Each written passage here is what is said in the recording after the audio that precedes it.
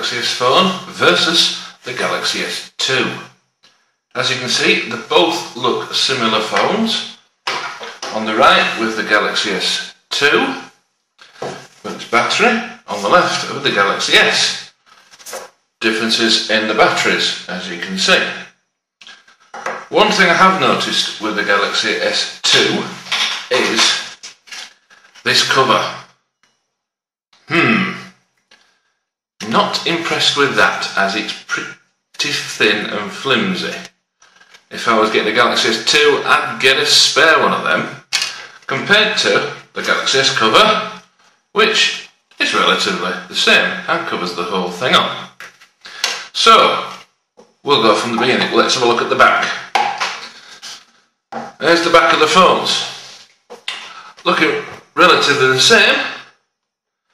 But one thing I have noticed is, on the Galaxy S2, as most of you Galaxy S2 users would see, to get the SD card in, you have to take the battery out.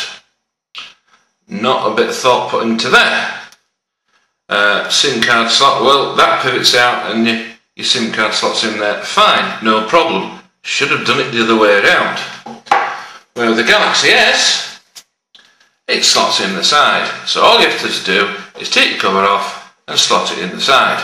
Same with the SIM, the battery doesn't actually have to come out. Right, let's get these things cranked up and going.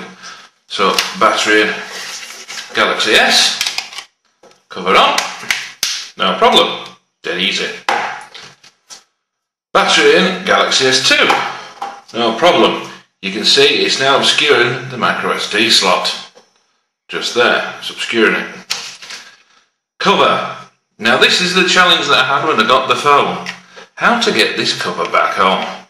Slot it in the bottom and it sits in. Then you have to run your finger all the way around. It's a bit like them Ziploc plastic bags that you get. Right. First race. You have to bear with me because I'm going to have to try and press the button at the same time on these. See which one comes on first.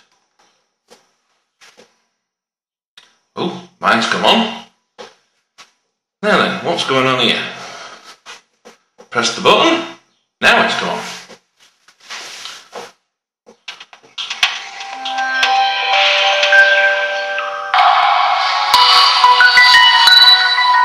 Fancy musical note going on there with the Galaxy S2.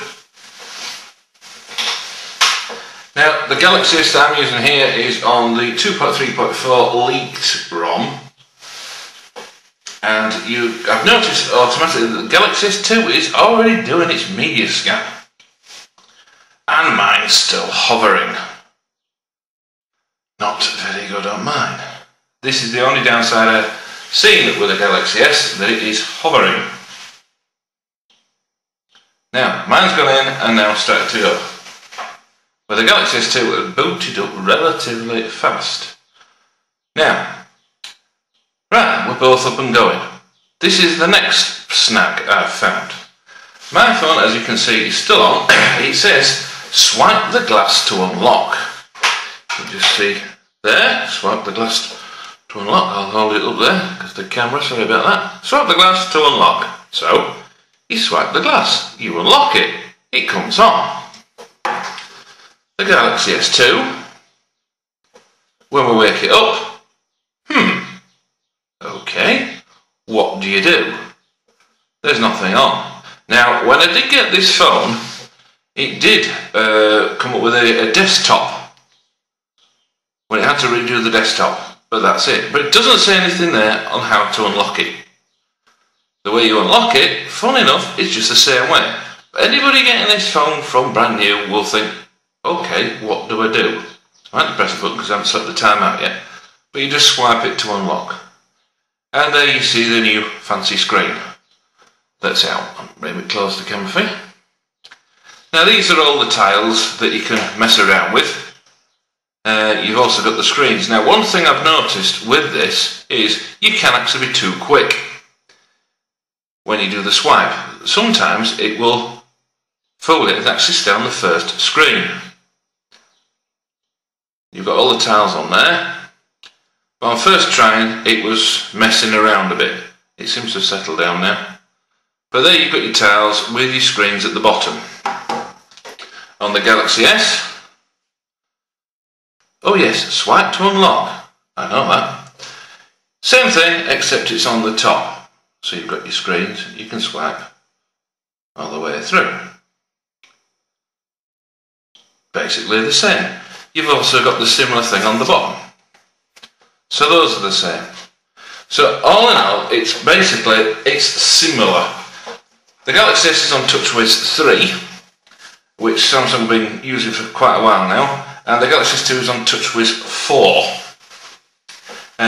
Both similar sort of brutes.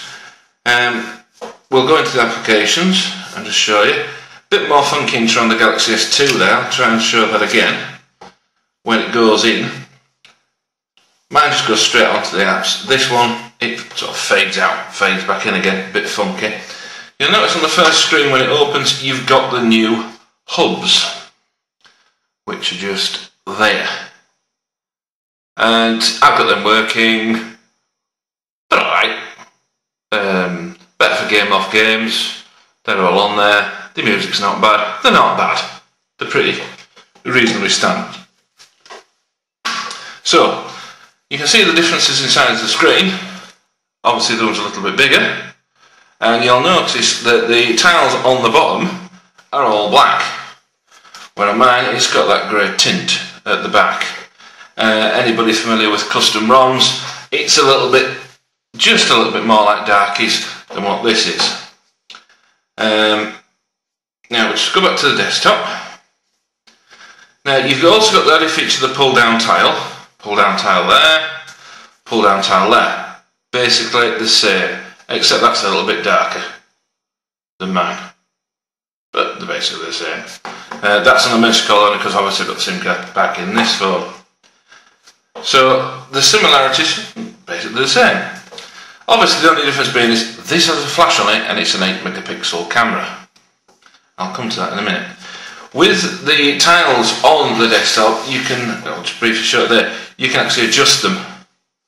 So you can pinch them in. It's a little bit like honeycomb, but it's a little bit fiddly to do, and it's only if the widgets allow you to do it. So, right, let's get back to the things I've been asked to test. Now, I'm currently in my conservatory, that's why it's a little bit echoey. Basically because this is where I get a signal, but it's not a brilliant signal. It's a little bit impaired, and that's done for a reason. So I know that if it gets a lock in here, it's guaranteed to get a lock outside. So, I have the same apps on both phones, which I've put back on. And the apps that I'm going to be using, the two apps that I'm going to be using, when I find them on my phone because I've hidden them, is the first one I'm going to do the GPS test. So I'm going to go to GPS. I don't think GPS is turned on my phone, so it'll ask me to turn it on, which is there at the top. So I'm going to go, I should turn it on. So the GPS is now on, and it's basically going to start going for a look. So what I'm going to do is end that program there, and make sure the GPS is actually on here. Same software, same version, everything else. Right, the GPS is off on that, so I'll turn that on and we'll get them both going at the same time and just see how long it takes for them to lock and how many satellites they find. Right, so we shall hit both at the same time. Right, so they're now off and running. Now, you'll notice straight away that mine has gone and found 2, 3, 4. It's rattling through them like a dose of salt and has locked. Now, mine is a stock GPS that's just been done with 2.3.4 that's improved. Now, you'll also notice that it's finding more satellites clumped around this little bit here. And you'll notice they're in green, so it's locked. The GPS, the Galaxy S2, oh, it's just lost them all. Hasn't locked. Now, there is an update out, as far as I'm aware, for the Galaxy S2, but seriously, it needs to sort itself out, because that is locked on. And nothing's been done with the GPS on mine. It's the standard one that's running, and we've not got a lock yet, and it's dropping off. If you notice there, it dropped off. Mine dropped off roughly at the same time, but has locked immediately back on relatively quickly. Now, anybody using this as a sat-nav at this point would be in trouble and be going round roundabouts all over the place. So, first fail to the Galaxy S2. So, that's that one scuppered. Next test is Wi-Fi. Now I can leave this up and running. Now my Wi-Fi has got a stupid nickname, and I warn you it now. It's called Loose Lips. But we'll just test the Wi-Fi signal and just see exactly what's going on. Now, I'm in the conservatory and mine's automatically picked up the Wi-Fi already. It's there, it's seeing it. Just to prove, we've now got coverage. And the one next door is my mate's, which is across the road and about 100 yards down the road. So it's picking it up pretty well. Okay, now, there's nothing on the Wi-Fi line, because I'm just going to make sure the Wi-Fi is switched on. It's not. Oh. And it's picking it up pretty well.